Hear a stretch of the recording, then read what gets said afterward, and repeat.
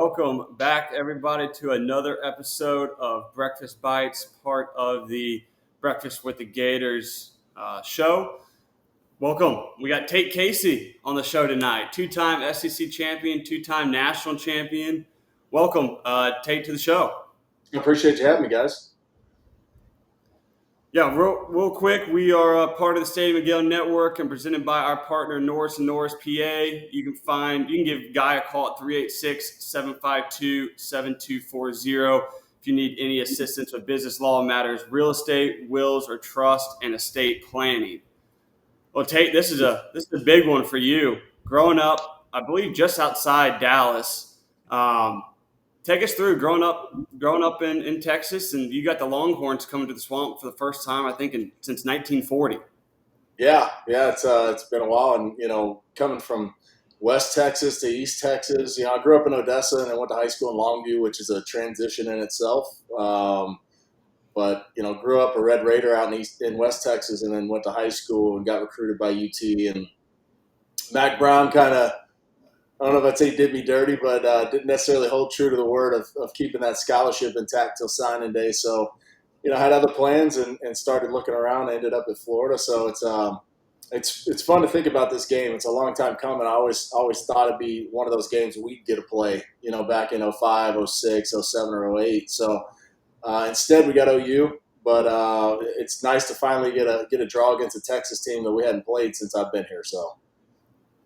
Yeah, and speaking about that a little bit, what was that decision like coming from Texas to Florida? You said Mac Brown kind of did you a little bit dirty. What was the message from Ron Zook that eventually made you go from East Texas to North Central Florida?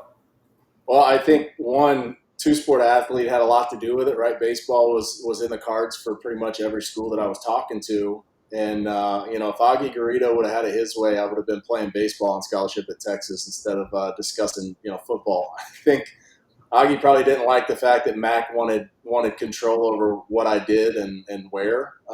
So I think, Zook sold it well. Dwayne Dixon had a lot to do with that. Larry Fedora had a lot to do with that. And got to give a shout out because Ben Troop had a lot to do with that. Being the fact that Troop was leaving, how they used the tight end in that offense was a lot to do with why I came to Florida.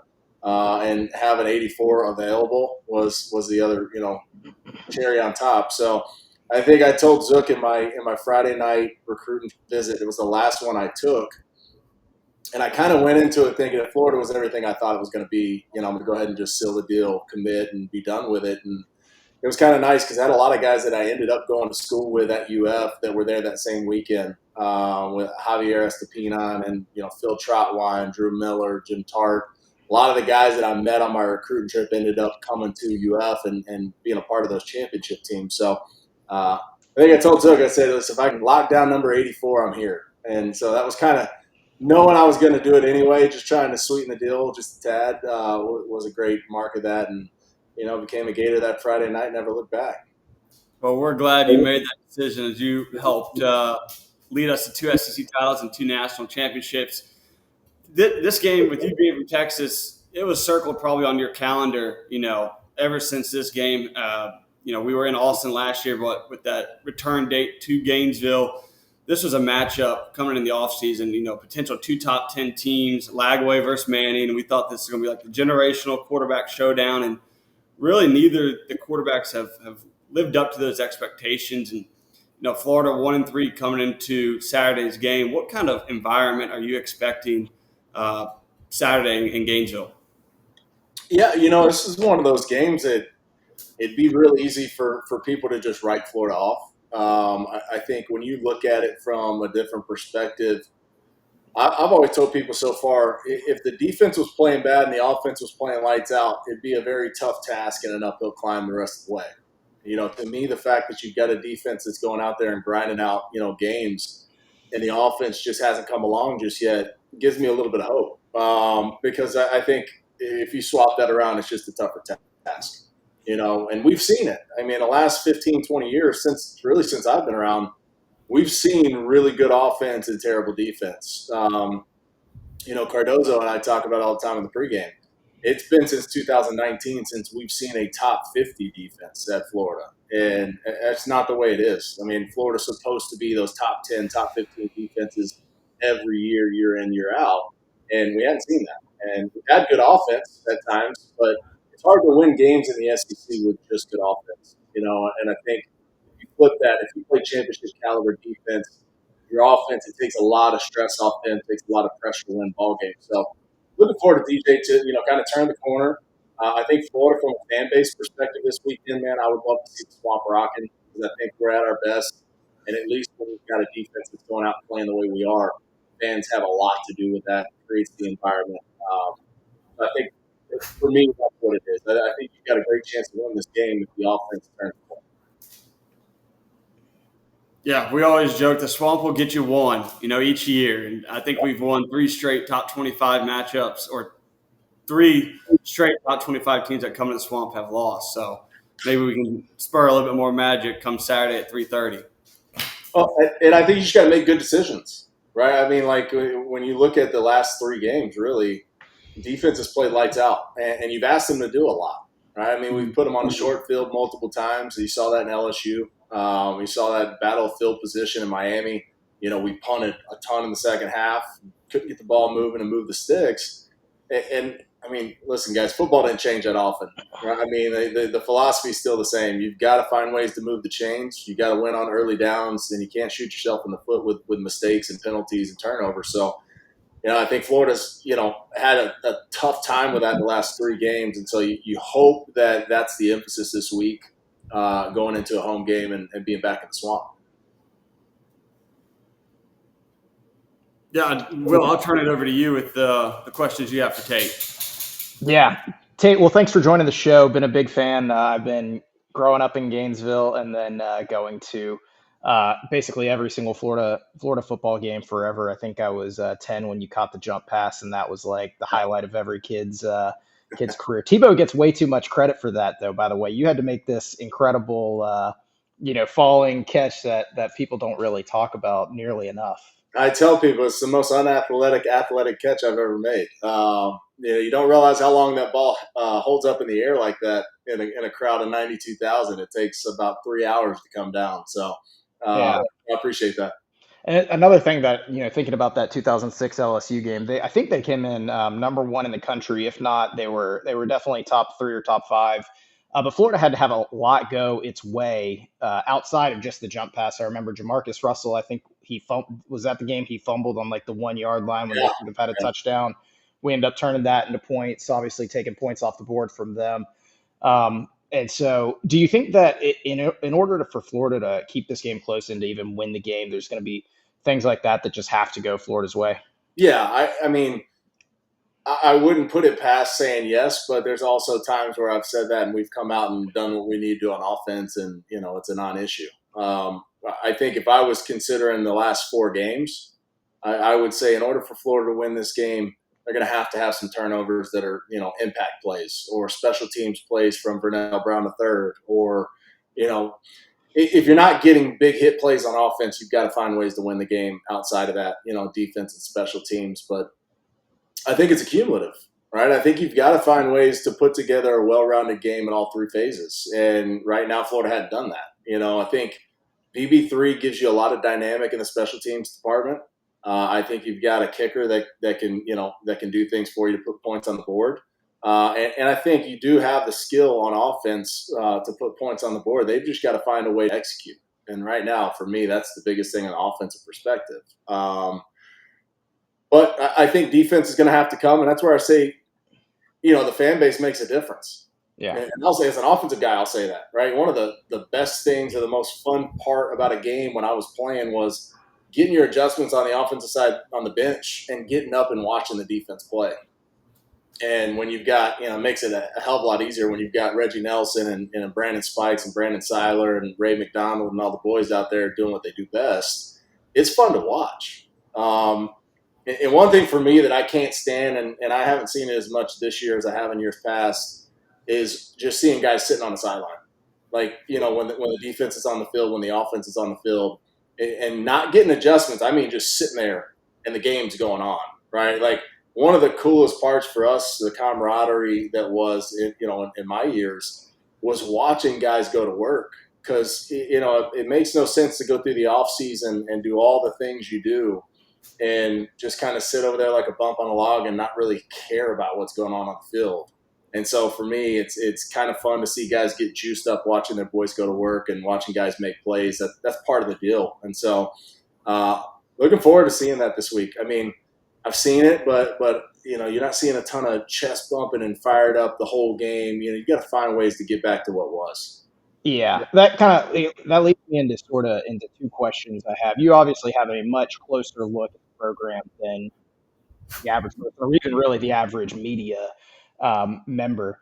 But obviously, the losses keep mounting up for Coach Napier, and so one of the things that he just did an unbelievable job of last year when the losses were mounting up was keeping the team together and making sure that they don't quit.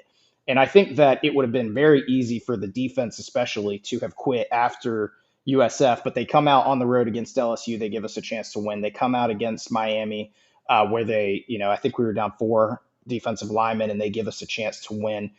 What is it about Coach Napier that he just, no matter how many close losses we have, he continues to get these guys to buy in and play hard for him every single week? Well, I think as a player, he's likable, right? I mean, I think if you're playing for him, he's a guy you can get behind and go play for without a doubt. But I think from a foundational standpoint, right, what he builds in a culture, he's taken a lot of effort into the culture and keeping guys close and tight together.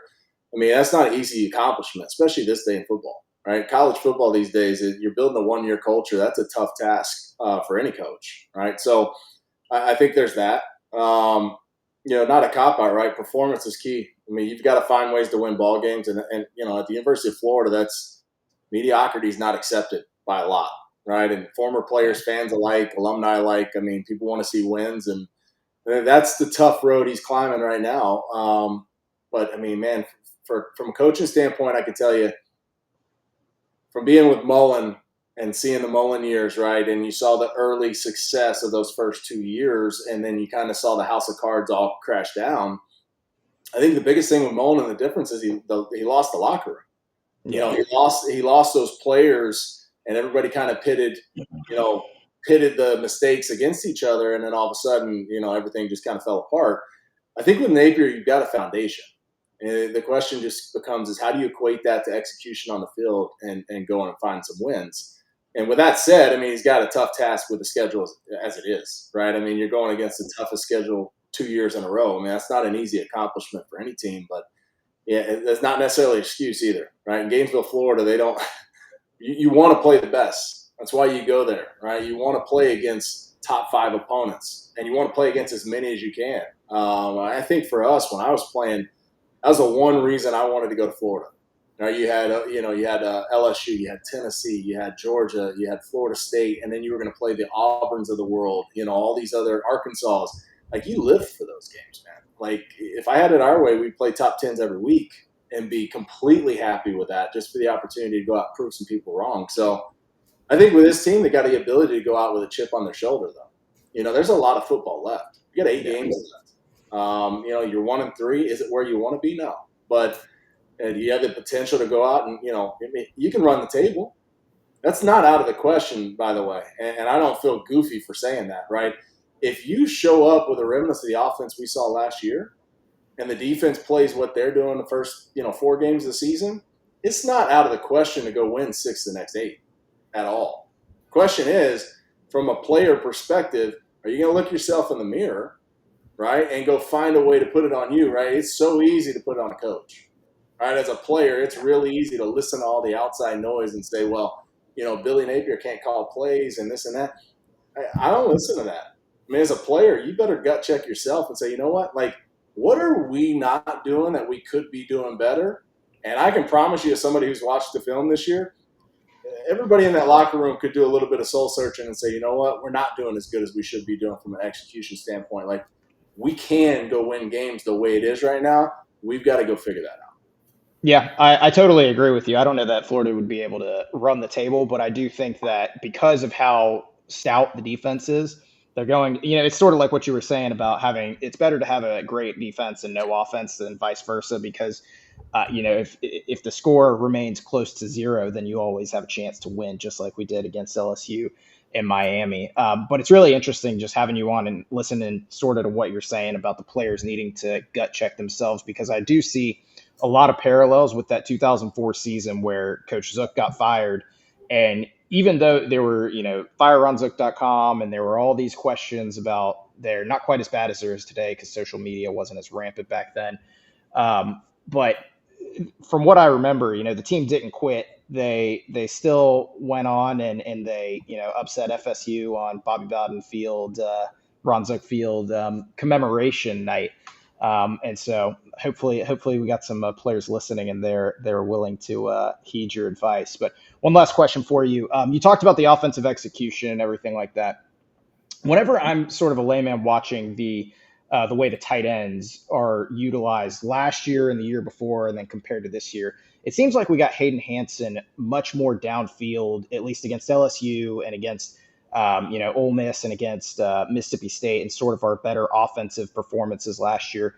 But I don't think we've seen a whole lot of that this year. Do you attribute that to just situational, or is it play calling, or why has Hayden Hansen not been utilized this year the way that he was last year? I think it's probably a mix of things. And if you ask my opinion, I'm probably thinking the fact that you've got a Trey Wilson that's back for the first time in 2 years, right, who's still a fairly young receiver from a game time perspective, right? Gamer, no doubt, skill guy. I mean, he can fly, he can move. He's got a lot of good things about him. But you got VB3, who's also really young, and raw talent. I think when you get young receivers, it's a little bit different, right? Because when you look back and you've got Chim DK and Ricky Pearsall, it gives you a lot more options of what you're going to do with your tight end, in my opinion. Middle of the field opens up a little bit more.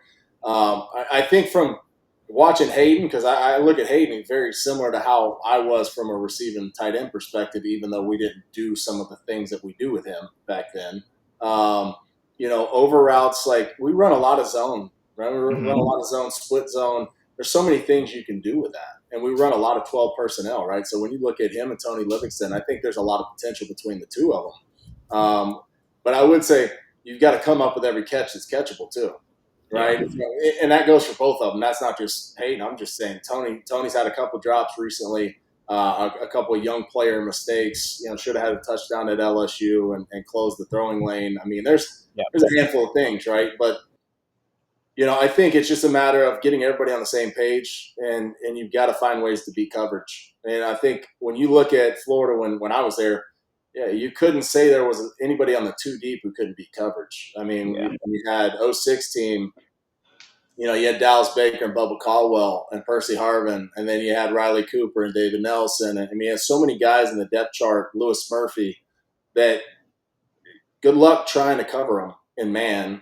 Yeah. And in zone coverage, you got 4 guys on the field at any given time that are going to find the space. And so I think it's a matter of a lot of things. But, I think, one, you got to take what the defense is giving you right now too, right? I mean, there's been plenty of 5 to 10-yard scrap routes for the tight ends that we can get the ball out quick. And we've kind of gone for some deeper shots that weren't necessarily warranted. So, I think and trust that they're probably hammering that home during the bye week, and hopefully you come out this weekend and see a little bit different story. Will, you mentioned 04. I think the one thing for me, the correlation there, right, when you had Zook leave and Urban came in. Yeah. I don't think a lot of people realize that 04 team was really, really close to being an 11-1 team, right? You lost to Tennessee on a walk-off field goal. Mm-hmm. You lose to LSU at home, really in walk-off fashion in the fourth quarter, and then you lose to a Georgia team that you were beating in the, you're playing well that whole game, and just let it fall apart in the second half. Those are 3 games, especially 2 of them being rivals, that still bother me. And if you want to include the LSU game as a rival, then it technically started really in 03. That's, I think, what on-ramped the rivalry against LSU. And I think when Urban came in, that was his biggest thing, was we're not going to lose at home, and we're not losing to rivals. And so you turn the page into 05. As players, we had to look ourselves in the mirror and say, like, the talent is in this room. Mm-hmm. And I think you saw a really good turnaround in 05 to a 9-3 year. But you lose that South Carolina game, you had no business losing. We lost the Alabama game, which we absolutely got demolished. Probably one of the worst losses I've ever been a part of for a number of reasons. And, it just didn't go our way. But I think going into 06, that is the mindset that changed, right? Urban was always big on core guys. Like, give me 22, 25 guys that are out here right now that can bring this thing into right here. And I think easier said than done back then, but nowadays in college football, if you're not a guy that's starting right now that's trying to bring that core group together and demand everybody else raise up to that bar, it's going to be a long season. And like I said, as a player, you've got to look yourself in the mirror and say, okay, what am I doing wrong that needs to be corrected? Yeah, and I'm not asking you to give away state secrets by any means, but from the outside's perspective, it seems like Miles Graham is that kind of guy, at least for the defense. I don't know that the offense has it, but to me, what I've been saying on the show is that the reason I really still think that there's a path for Florida to get to 6-6 or 7-5 or even better is because Miles Graham is a legacy Gator from Gainesville. He wears the logo on his sleeve. He's just not going to allow the guys to quit, and he seems like that kind of guy. People talk about Lagway with his leadership. I know he's obviously, at least from an outsider's perspective, he looks more quiet than Tim Tebow, obviously. Yeah. And so I worry that the offense doesn't have that sort of guy with the it factor that can really rein everybody in, make sure everybody's on their assignments so that everyone's on the same page execution wise on game day. But I don't worry about that with like Miles Graham, for example. Well, and I think it's fair. The one thing I'd say is, like, as a player, you know what you got in the locker room, Yeah. right? I mean, as a player, I always knew and you don't win championships in August, right? I mean, they won in January, February, March. I mean, it's won well before, June. So as a player, you know exactly who you can count on. I think for us, it was always about not letting your teammates down, right? Like, I think for me, the one thing that scared me the most into making sure I was prepared and I was doing what I was supposed to do was I didn't want to be the one that if it came down to 3rd and 5 and we needed a first down to win the game, I didn't want it being on me. And I think everybody in that core group had the same mindset, all the way down to 2D. And so for us, it was like, if you played a role, right, and I was a role player, right, I wasn't getting 50 catches a season. Yeah. Even though I think I probably could have if Urban wanted to. That's a different story. Maybe in Coach Napier's offense, you might have. 100%, but you know what? I accepted that, right? I had to learn how to block. I think when me and Billy Lasco, became really used in the offensive system midway through 05, I think I realized I was going to make my living as a block and tight end in Urban's offense. And I was fine with that. If I could see the field another 20 times a game just by, the willingness to run, pull action counter as an H-back, I was going to do it. And so I think you need guys like that. Like, everybody's got their role. And if it's a matter of an unselfish mentality that needs to come back, then, like, you got to find that, right? Yeah. If you're worried about, NIL and all the other stuff, I got bad news for you, man. Like, you're not going to win championships with that mentality. It's just not going to happen. So I think it's just a matter of why you're on this team right now. Like, what do you want out of the deal? And I've long said it. If you go to the University of Florida for 4 years and walk away with nothing, I mean, it's a tragedy. Yeah. Right. The goal is to bring your kids back and look up and say, hey, that banner right there. Matter of fact, both those banners right there, like, I had something to do with it. Right. That picture in the concourse that you see, like, Dad's right there. Like, that's the kind of stuff that really got us going back in 05, 06. And Urban used to harp on that all the time. And now, as a 40-year-old dad, like, that's one of the coolest things that I've got, to go back to. And my kids are huge Gators. I mean, I can spot my son from a mile away in the north end zone with his shirt off, swinging around his game, because he wants to be a part of that, and just because at our house we talk a lot about that. Yeah, man, that's cool. Tate, appreciate you jumping on with us, man. It's good to see you again. Yeah, man, I appreciate you guys having me.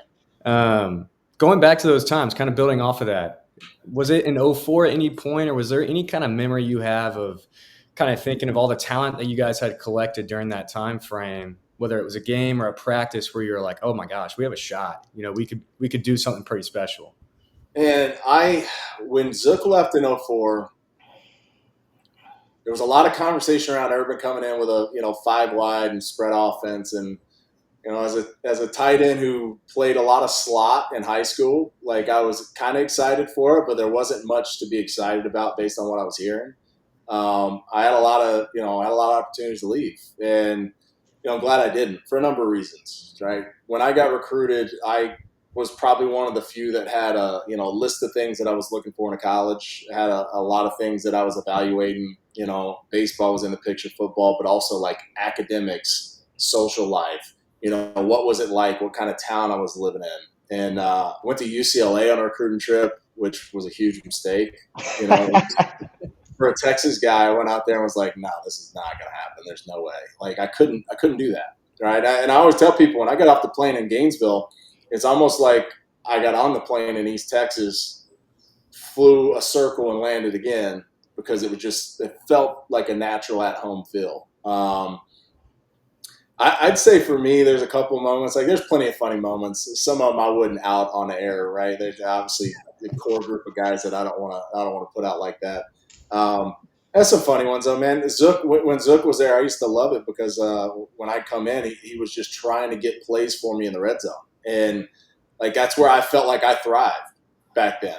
And when Urban came in, it was kind of like, okay, obviously not going to get a ton of balls.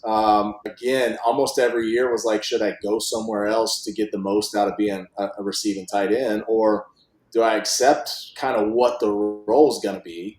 And the hard part is I look around that locker room and I was like, man, I had so many good boys. I had so many brothers that I appreciated as people and loved being around, and the work ethic, man. I mean, like Mick Marotti and Matt Bayless, I couldn't leave that.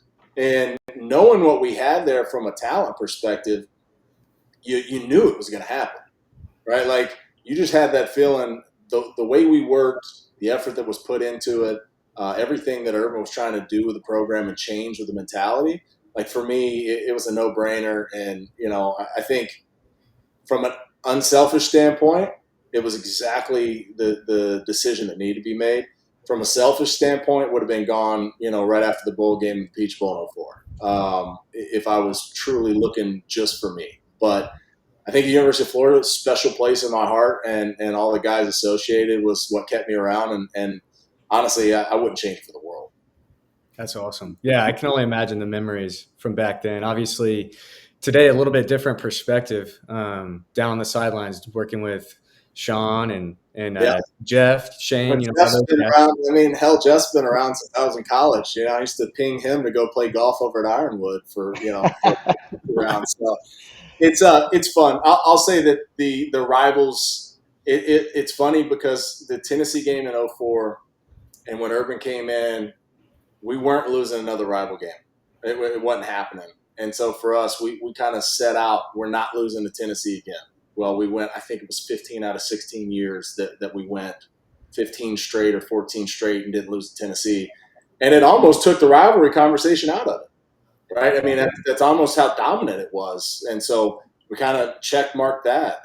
Georgia game, besides 07, we had some really good games with Georgia, and it's always a battle.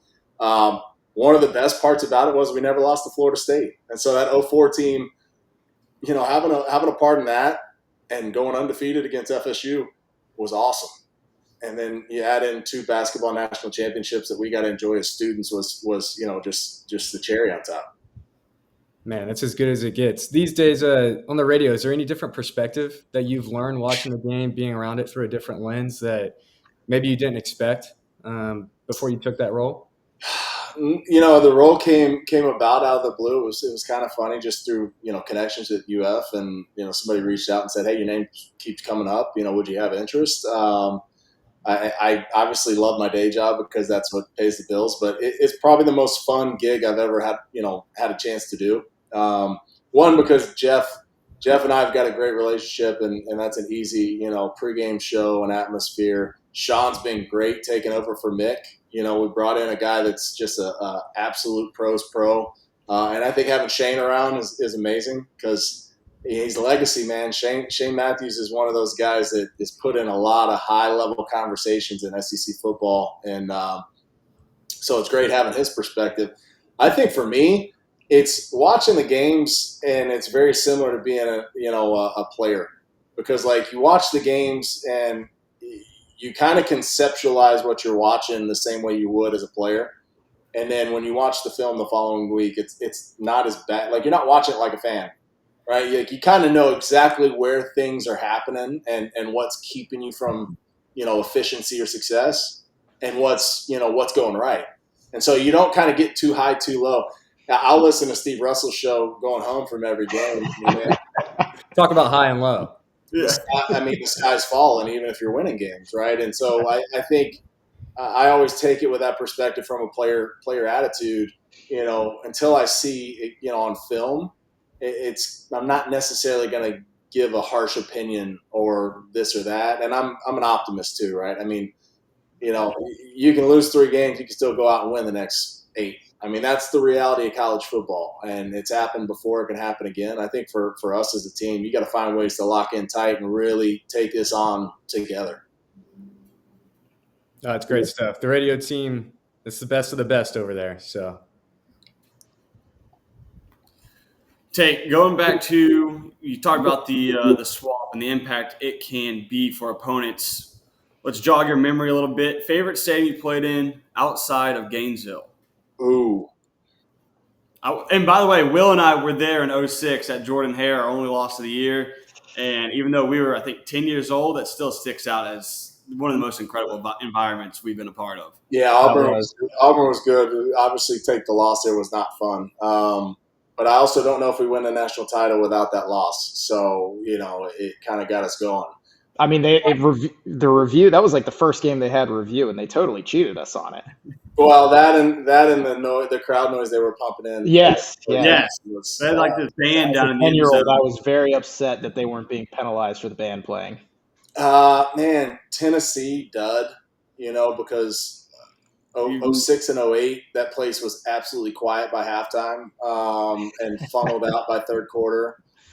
LSU was one of those weird ones because in 05 and 07, you kind of had them beat for 3.5 quarters and you let them off the hook. So you didn't get the full effect of Death Valley. It wasn't loud. We tamed that crowd early, and then had to deal with a loss late in both games. I would say the toughest place we've ever played on the road, in my opinion, was Bama in 05. And that was the Tyrone Prothro, career ender. Man, that game was loud.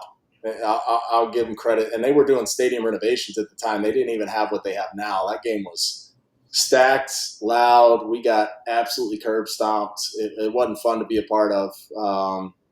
But yeah, I'd say that was probably the most fun all around atmosphere. Georgia game. I mean, from a true road game, right? Georgia games, those are always unbelievable. Quick question on the difference between playing at the at SEC teams versus FSU. Did you guys walk in there and just think that it was like Doak was completely quiet, or it was like no, or anything? No, Doak's a great atmosphere. I mean, I'll give them credit, right? They showed. I think in 04 was the best out of the times we went there, and it was a night. If I'm not mistaken, it was a night game. It was a night game, yeah, or a 3:30 or a night game. I remember that was my first Florida State game in 04, and I was on kickoff return. And I remember my dad and my brother came in from Texas, took the drive, no sleep, came over to the game. And I remember setting back on kickoff return in my drop back, and it was something. It was like Reggie McGrew, A.J. Nicholson, and one of their other starting linebackers, maybe Buster Davis. It was like one of the 3 guys I'd have to block depending on how they crossed. Yeah. And I just remember setting back in my drop, and the whole Osceola and the spear already had your heart pounding. I think I dropped back in my 10, 15-yard drop, stuck a foot in the ground, turned around and tried and spot my guy, and got just absolutely demolished, ejected for 5 yards back. And I remember my dad telling me after the game, he was like, "Yeah, that woke you up quick on that first play." And I was like, "Yeah, it kind of got me going." Well, Tate, I know you're a busy man, and we appreciate it taking time out of your schedule to join us guys 2 nights before we take on the Longhorns. So thank you very much, and let the fans know where they can find you on social media and where they can listen to you on Saturdays. Yeah, man, at Tate Casey 84 on Twitter. On Saturdays, you look up local affiliates, but WRUF, syncmygame.com is great if you want to listen to the radio broadcast while you're watching the TV and don't want to listen to the national TV crew. So jump on with us. We do 3 hours pregame, postgame, or 3 hours pregame show with me and Jeff, and then leads us right into the broadcast, and then we got postgame show too. So always enjoy people tuning in. Awesome. Well, last thing, score prediction Saturday. We do this for every guest that comes on. Whew, I got 2017 Gators at home. There we go. All right. I like it. Well, thank you very much, Tate. Appreciate it, and go Gators. All right, appreciate you guys. Tate. Go Gators. Appreciate you, Tate. Go Gators. All right, fellas. Well, that was 2006, 2008 SEC champion and national champion tight end Tate Casey. And that episode was brought to you by Norris Norris, PA. Norris Norris, PA is out of Lake City, Florida, a preeminent law firm serving North Florida since 1985. You can give a guy a call at 386-752-7240 if you need any assistance with business law matters, real estate, wills, or trust and estate planning. That was good stuff, guys. He gave a lot of cool insight with him being on the sidelines on the Gators radio network inside the locker room every Saturday. Jake, what'd you think? Man, Tate always has great insight. Great guy, first and foremost, and then he sees it through a unique lens too. You know, I think being a player and then being down on the field, obviously he's been there. He's been in their shoes before, so he's experienced all of that. And then to be down there on the field and kind of have a pulse of what's going on. You know what I mean? Like he said, he's familiar with some of the schemes and stuff. He can see it from down on the sideline. So, yeah, I just think Tate always has some really good insight. I liked how he mentioned, you know, he watches it from a player's perspective, him being down there on the sidelines, and doesn't really have those impulse reactions like the four of us do. Oh, yeah. Russell, as we're firing off tweets in the first quarter saying this game's over, this, that, and the other, and we are tracking, you know, flights come Sunday morning. Hey, the duality of man, we can proclaim we're going to be 12-0 and 0-12 the next day. Correct. Hey, we all have a role. You know, That's right. He That's what he said, right? He said that. He said we all have our role to play. Yeah, he was the run blocking guy in the Meyer offense, and we're the guys that's going to say we're turning the season around if we win on Saturday. Yeah, I thought he offered a fascinating perspective on there. It seems like, you know, obviously that there's tons of questions about Napier's job, and you just, you know, scroll on Twitter, you listen to anything. It's like Florida, everybody is talking about the Florida job being open before the Florida job is open for the second year in a row. But he sort of, you know, I kind of asked him about it, and he just instinctively went into almost like a pep talk to the team, as if, you know, they need to look in the mirror and figure out what they're going to do. And it kind of take it back to what Billy Latsko was saying against Miami, that just this play, then the next play, then the next play, then the next play. And, you know, if you do that and you're all on the same page and execute, you know, crazy things can't happen. It is college football, and they are coming to the swamp. So who knows? I might predict us to go 9-3 after listening to that. Yeah. I'll tell you what, I think it's always fascinating how players have that sort of systematic, like, discipline almost in their emotions, that, Yeah. as bad as things seem from the outside, like what Billy talks about during his press conferences about hunkering down and everybody coming together inside the locker room, inside the facility, how across different generations, across different coaching staffs, those guys have that so, like, buried into their personality and into their the way that they view life and the way that they view football. It's interesting how that always seems to work out with former football. It's fine, Devin, in year one, maybe year two, not year four. Yeah. When it's 43 games in and we're seeing the same circus. So, yeah, Hey, Tate's a film guy, though, and he said He is. there's a lot of execution that needs to go on better. So I believe him. Yeah, Yep. I felt like he was, you know, realistic about that things need to go. They got to play better. You know what I mean? Yeah. And I think Saturday, I think they need something to go right early, because if Yeah. it doesn't, I mean, we're going to be sitting there, all of us, up in the stands with that same feeling of here we go. You know what I mean? And I think paper bags ready, and maybe drive sober, get pulled over, boo birds make a reappearance. we need something to go right offensively, like Exactly. you know, a missed tackle or something on a boss screen, because like I think that the defense is going to show up ready to play just like they did against LSU and Miami, and so we'll see. But I mean, I thought Tate was great. One, because of, you know, the different perspective and everything, but two, he didn't cop out and say, you know, we got to give Coach Napier more time. He was like, it's just unacceptable to be this bad, and if you're not, you're going to be It's Employed mediocre. elsewhere.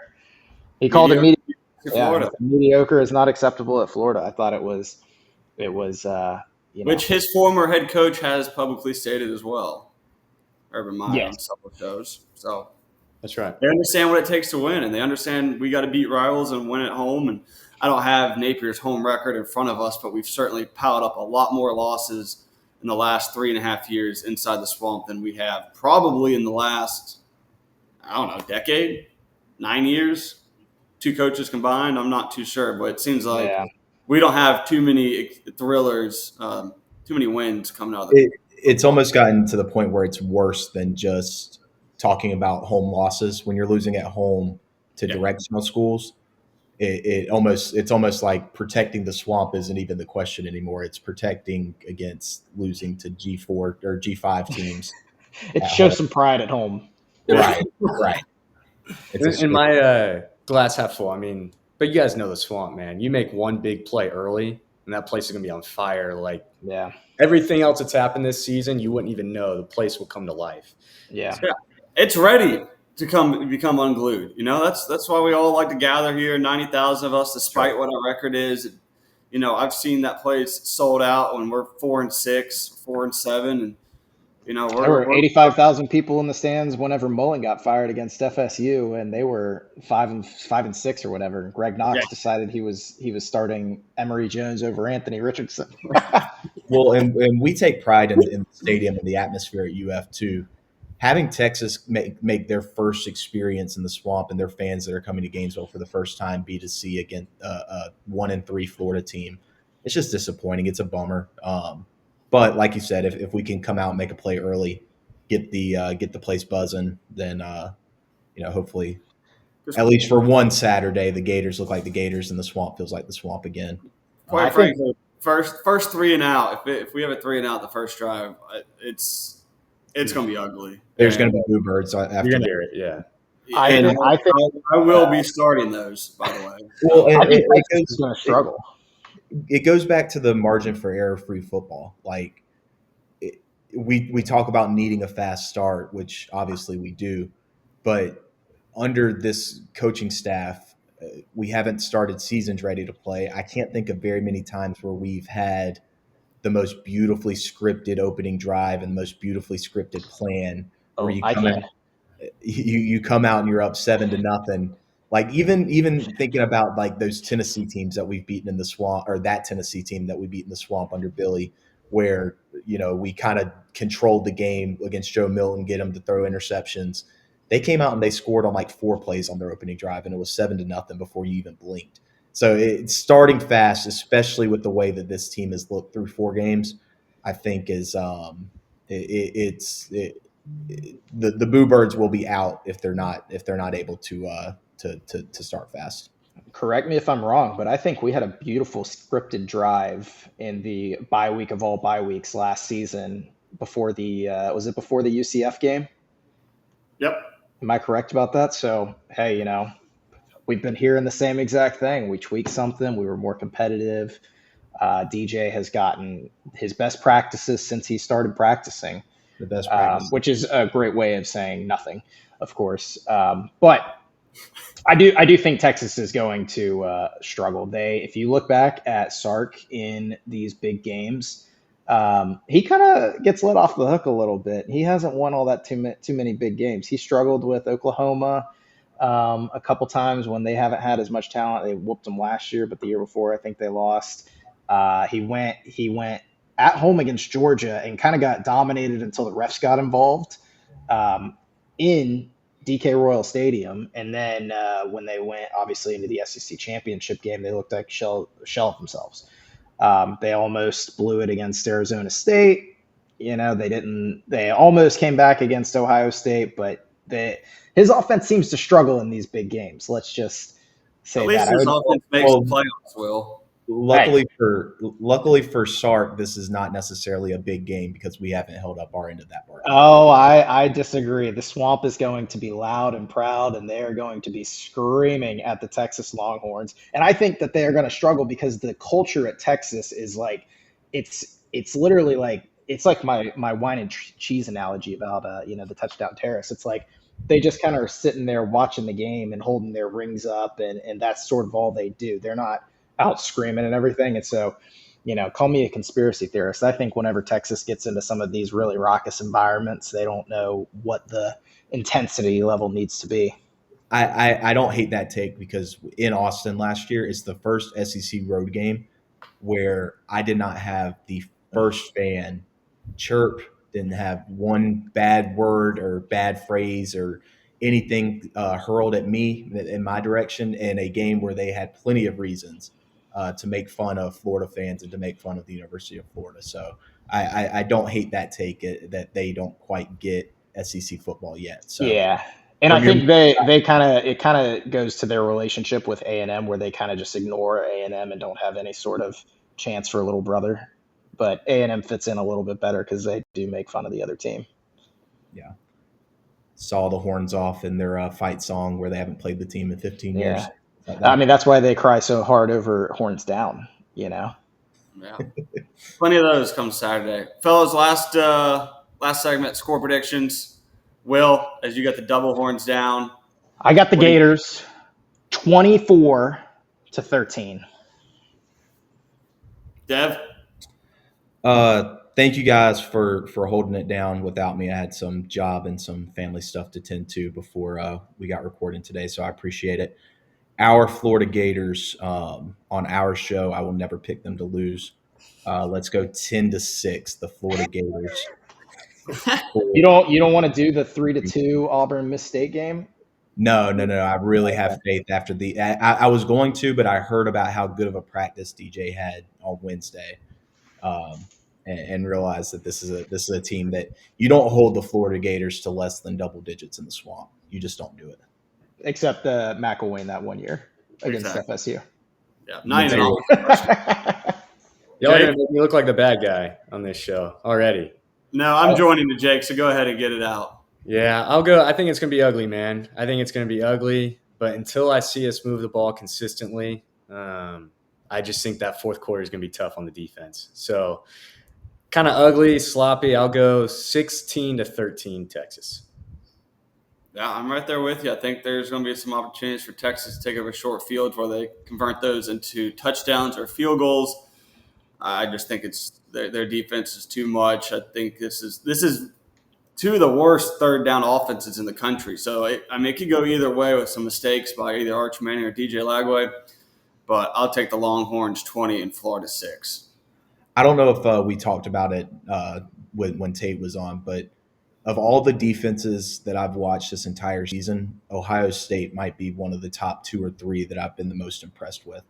I think they're really, really good on defense, and obviously their stats kind of bear that out too.